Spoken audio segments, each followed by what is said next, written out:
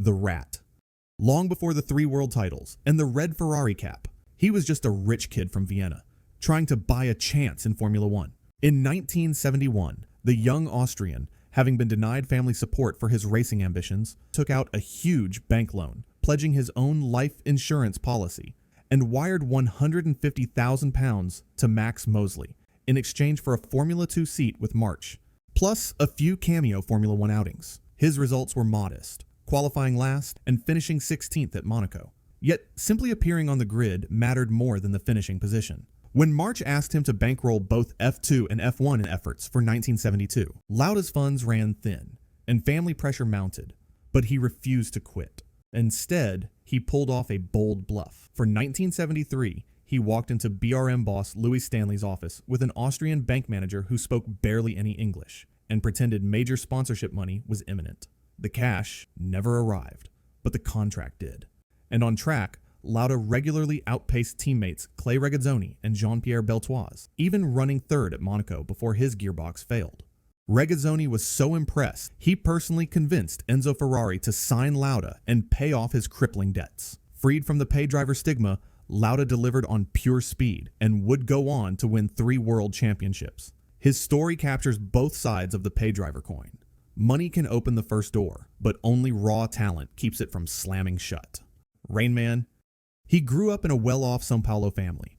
His dad, Milton da Silva, was a land and factory owner who could bankroll the early karting bills. When 21-year-old Ayrton moved to the UK in 1981, his parents wanted him home running the family business, but Senna chased racing instead. The first big break cost real money, a Formula Ford 2000 seat for £10,000. That cash came from a mix of family help and fresh sponsors, Banco do Estado de Rio de Janeiro, and a Paulista jeans factory. The results were instant. Senna won both the British and European FF 2000 titles in 1982, then ripped through British F3 in 83 after an all-year scrap with Martin Brundle. Big team tests followed: Williams, McLaren, Brabham, Toleman. But the only outfit willing to give him an immediate race seat was Toleman, and Toleman still expected outside backing. Senna brought it. The Brazilian bank Banco Nacional stuck its logo on his overalls from 1985 all the way to 1994. Once on the grid, the rich kid buying experience label melted fast. In a rain-soaked Monaco debut season, 1984, he dragged the unfancied Toleman to P2. With Lotus, 85 to 87, he stacked poles and wins, still carrying personal sponsors on the car. Then came the McLaren years and the legendary fight with Alain Prost. 3 world titles, 41 wins, 65 poles. So yes, Senna entered the ladder like a classic pay driver. But the moment the visor went down, talent took over, and the money story became background noise. That's the blueprint every modern pay driver wishes they could follow. Red Baron? All right, picture 1991. Mercedes has a hotshot junior called Michael Schumacher, but no Formula One team of its own yet. 10 days before the Belgian Grand Prix, Jordan suddenly needs a stand-in, because Bertrand Gachot is off to jail. Eddie Jordan wants an experienced name, maybe even 82 champ Keke Rosberg. But Schumacher's manager, Willy Weber, talks his way in. Mike's lapped Spa 100 times. Total bluff. Schumacher's never even driven the place. There's a catch. Jordan demands £150,000 up front and an evaluation test at Silverstone that costs another £80,000. Mercedes quietly covers both bills, funneling the cash through the chewing gum brand Tic Tac and electronics firm Decora, so nobody yells factory backing. Eddie Jordan later admits the money sealed the deal. Schumacher gets one shakedown run, then rolls into Spa with a spare bicycle to learn the track between sessions. In qualifying, he detonates expectations. 7th on the grid, a full 0.7 seconds quicker than veteran teammate Andrea De Casares. Come Sunday, a fried clutch ends his race after just a few hundred meters. But the paddock has seen enough. Benetton pounces, signs him for $0. Mercedes happily tears up the Jordan check. Mission accomplished. In one whirlwind week, the kid who paid for his seat flipped the script. That's how Michael Schumacher turned a $150K gamble into the launch pad for 7 world titles. Teflanzo. Flavio Briatore quietly bankrolled Fernando Alonso's very first step into Formula One, paying Minardi in 2000 to take the Spanish teenager as a test and reserve driver, and then funding the full race seat for 2001. That single deal stamped Alonso with the pay driver label. From there, the talent did all the talking. He jumped to Renault in 2003, stunned Michael Schumacher at Suzuka and Imola, and bagged back-to-back world titles in 2005 and 2006. The fairy tale soured in 2007. A rocket ship McLaren, rookie Lewis Hamilton, internal warfare, and the Spygate fallout that wiped the team's constructors' points. His return to Renault produced the Crashgate win in Singapore, 2008. Another scandal survived, another trophy on the shelf. Ferrari looked like redemption, 2010 to 14, but delivered heartbreak, losing the 2010 crown while staring at Vitaly Petrov's rear wing, falling 3 points short in 2012, and wrestling the 2014 machine that somehow managed over and understeer at the same time. The McLaren-Honda reunion, 2015 to 18, was a Cheeto orange disaster of flaming brakes, wind-induced crashes, yet he still dragged the car to points and even supplied his own Kimoa logos when sponsors bailed. A sabbatical brought 2 Le Mans wins. Alpine, 2021 to 22, added a podium plus 8 DNFs, and Aston Martin's 2023 surge gifted 8 early podiums before 7 dude upgrades dumped him back to midfield through 2025. Today, at 44, Alonso still eyes 2026 for title number 3. Proof that one brief pay driver check in 2000 bought the grid a quarter century of relentless, occasionally chaotic brilliance. Checo. Backed by Carlos Slim's Telmex cash, the Guadalajara kid parachuted onto the 2011 Sauber roster as a textbook pay driver. Free labor for the team, billboard space for the sponsor.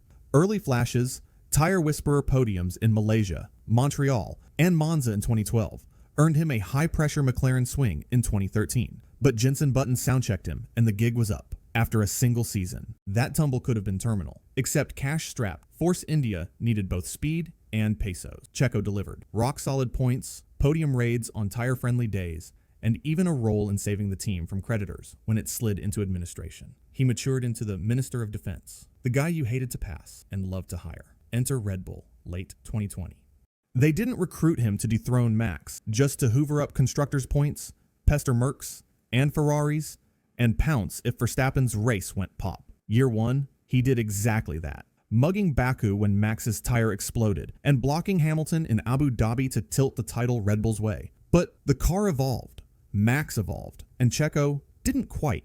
In 2022, the overweight, understeering RB18 gave Perez a Jeddah pole and Monaco win, but once the ballast came off and the nose was sharpened for Max, his pace fell away, and he finished 149 points behind. He started 22-23 with wins in Saudi and Baku, yet 5 straight Q3 misses after Miami blew the deficit out to 290 and forced Red Bull to douse a social media firestorm just to renew him. Back-to-back P2s opened 2024, then came an Imola crash, a Q1 wall in Monaco, and a spin in Canada that revived whispers of a performance exit clause. Red Bull finally cut him loose at season's end, and every other seat was filled. Now waits for a steering wheel between podcast cameos. Daddy's cash. Lance Stroll's whole Formula One story starts with his last name. Billionaire dad Lawrence poured money into every step, buying the best kart teams, pumping around $60 million into Prema so Lance could cruise to the 2016 Euro F3 crown, then wiring $80 million to Williams for an F1 debut at just 18. When Williams went nowhere, Lawrence simply bought Force India, rebranded it Racing Point, and later Aston Martin, guaranteeing his son a seat year after year.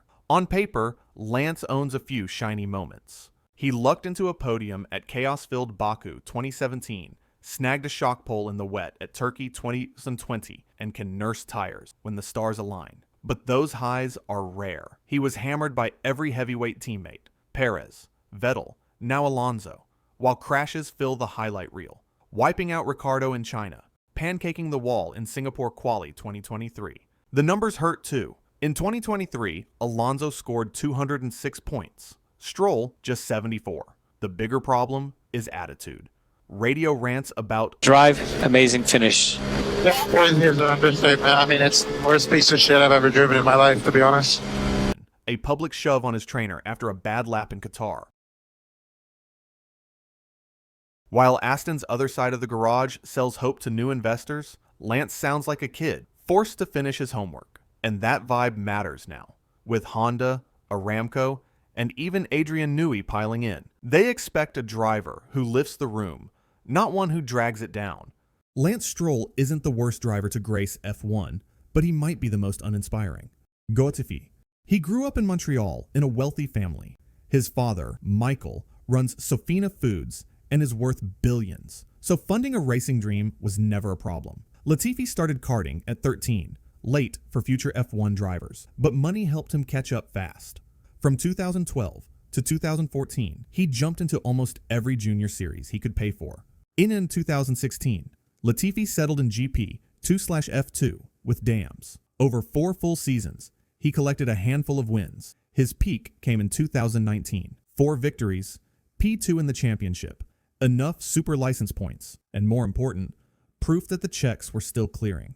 Williams, broke at the time, signed him for 2020 next to George Russell. F1 exposed the ceiling. The Williams was slow, but Latifi was usually a chunk behind Russell. He spun in Hungary 2020, tangled with others in 2021, and carried the Gotify meme wherever he went. Still, he scored his first points at the chaotic 2021 Hungarian GP P7 after Vettel's DQ, and grabbed more in the stop-start Belgian race. But his biggest headline wasn't a podium, it was a crash. Late in Abu Dhabi 2021, he hit the wall, triggered a safety car, and the title fight flipped from Hamilton to Verstappen. The backlash online was brutal. Latifi later said the abuse shook him. Williams announced his exit before season's end. Final tally, 3 F1 seasons, 9 points, and a reputation for unplanned trips into the barriers. When the helmet came off, Latifi walked away from racing. In 2023, he started an MBA at London Business School. And leaving the Gotify legend to the internet, Mazepin. Born into a billionaire household, Mazepin's ticket was paid for by his father, Dmitry, in the Uralkali checkbook. That money won him test days with Mercedes, a high-tech F3 seat, and eventually Haas's title sponsorship in a 2021 race drive. The results never matched the balance sheet. In European F3, he finished dead last among full-timers and punched Callum Ilott in the face after a practice dispute. GP3 looked better on paper, 4 wins, P2 overall, but the step to Formula 2 was brutal. 18th in 2019, while teammate Nyck de Vries lifted the title. A second F2 season brought 2 wins and P5, good enough only because the Uralkali money followed him to Haas. He arrived in F1 already loathed. Days after signing, he posted a video groping a woman on Instagram. Haas condemned the act, but kept the contract. The Bahrain debut set the tone, spun in qualifying, then binned the car 30 seconds into the race. From there, it was a highlights reel of lowlights, chopping Schumacher on straights, spinning 22 times in 21 races, and finishing last so often that Mazepin trended. His lone achievement?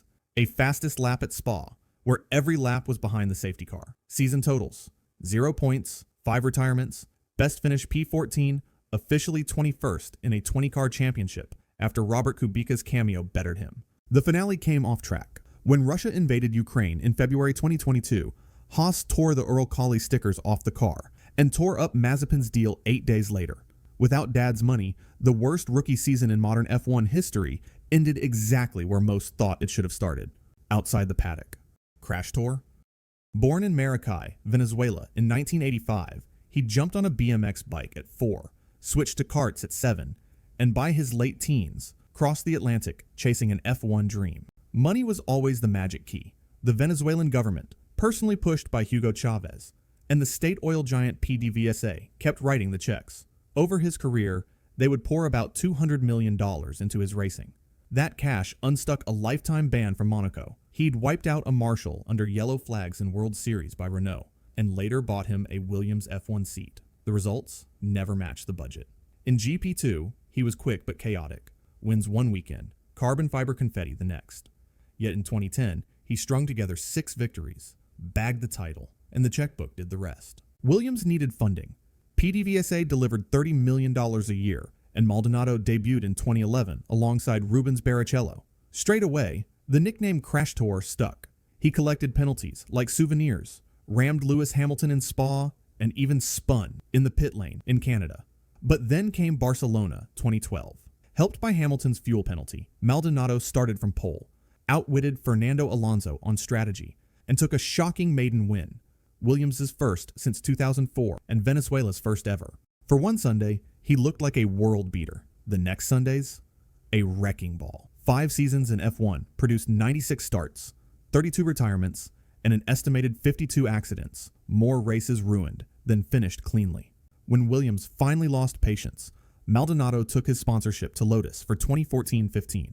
New colors, same story, flipping Esteban Gutierrez in Bahrain, spinning on outlaps, and collecting triple penalties in Hungary. Even with Mercedes power, he scored points just 6 times in 2015, while teammate Romain Grosjean doubled that tally. As Venezuela's economy collapsed, the PDVSA pipeline dried up, and no team wanted the repair bills that followed Pastor everywhere. He left F1 with 1 win, 1 pole, Captain America. First things first, Williams keeps saying Logan Sargent isn't a pay driver. He's on a straight salary. Because he's the first full-time American in ages, a lot of fans assume the US flag buys his seat. That's the rumor mill. Here's the reality. Logan grew up tearing around Florida kart tracks, graduated to the European scene, and turned heads fast. In FIA F3, he dragged an average team car into a title fight with Oscar Piastri, good enough that Mercedes even ran him in the sim for a look. James Vowles admits he passed on Logan back then, and now calls that a mistake. He's here on merit. Williams doubled down, funding his final F2 push. Logan paid them back with race wins and 4th in the championship. That resume, plus the marketing bonus of an American passport, put him in the FW45 for 2023. And that's where the pressure cooker lit. Overnight, he became Captain America for a country binge-watching Drive to Survive. It showed how much national weight he felt. The rookie campaign went off the rails. Australia, contact with Nike. Baku in Spain, barriers. Canada, DNF. Hungary, spin. Cost cap carnage followed. $4 million worth in 2023. Another $3 million and counting in 2024. Yet Logan still flashed talent. Wheel-to-wheel moves on debut. A gutsy self-retirement for heat exhaustion in Qatar. Smart, honestly. It wasn't enough. When the repair bills outran the lap times, Williams benched him for Academy rookie Franco Colapinto. Logan's talent was real back in F3 and F2, but F1 is an unforgiving mirror. Like the video, hit subscribe, and stay tuned for the next story. Thanks for watching.